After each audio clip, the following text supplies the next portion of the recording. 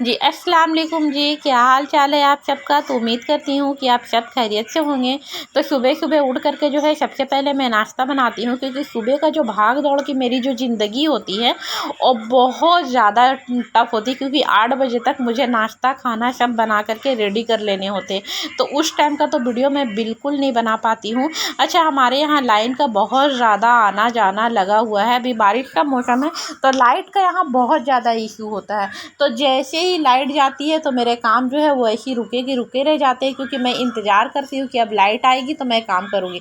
तो जैसे ही लाइट आई वैसे ही सबसे पहले जो है मैं कपड़े धुलने के लिए रख देती हूँ, क्योंकि बारिश का मौसम है और कपड़े, मुझे ऐसा लगता है कि बारिश के मौसम में कपड़े बहुत ज़्यादा निकल जाते हैं, क्योंकि हमारे यहाँ तो एक हफ्ते से ही करीब बारिश हो रही है।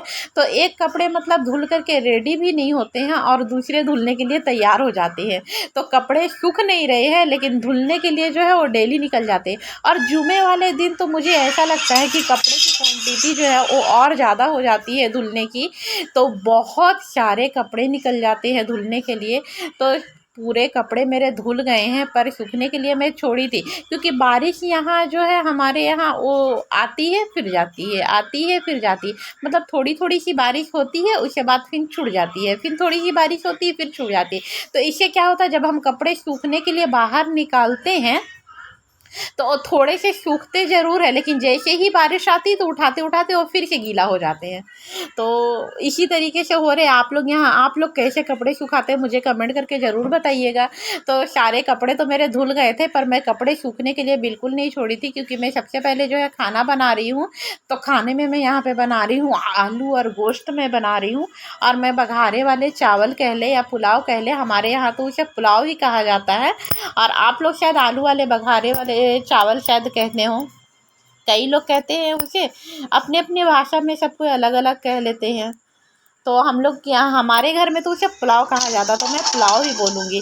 तो सबसे पहले मैं उसमें तेल डाली हूँ, और तेल डालने के बाद मैं प्याज डाल करके उसे अच्छी तरीके से पहले ब्राउन करके मैं निकाल लेती हूँ, क्योंकि मुझे मेरी बेटी को भी देखना होता है, खाने भी बनाने होते हैं, घर के सारे काम भी होते हैं, मेरे घर में आते जाते हैं गेस्ट, तो उसे भी देखना पड़ता है।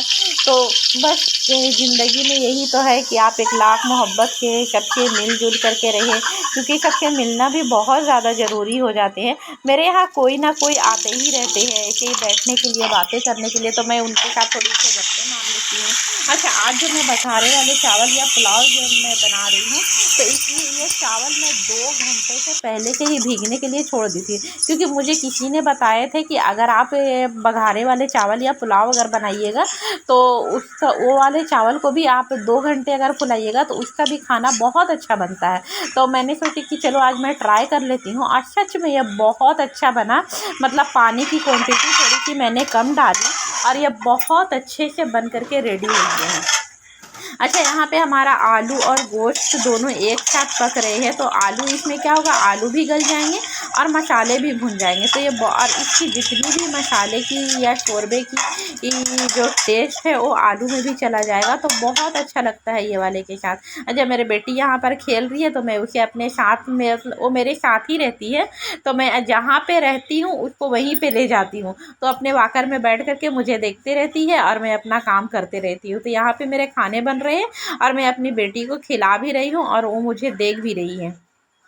तो खाना तो हमारा लगभग जो है वो डन हो चुका है। तो खाना हमारा बिल्कुल डन हो चुका है, बस इसकी भुनाई थोड़ी सी बाकी है, उसके बाद उसमें ग्रेवी लगा दूँगी तो ये खाना हमारा हो जाएगा डन। तो और ये मेरी बेटी को खिला रही थी खाना, मैं जैसे ही गैस बंद की वैसे ही पानी बहुत ज़ोर शोर से आ गई, और मैं अपने कपड़े जो है वो सूखने के लिए छत पर छोड़ दी थी।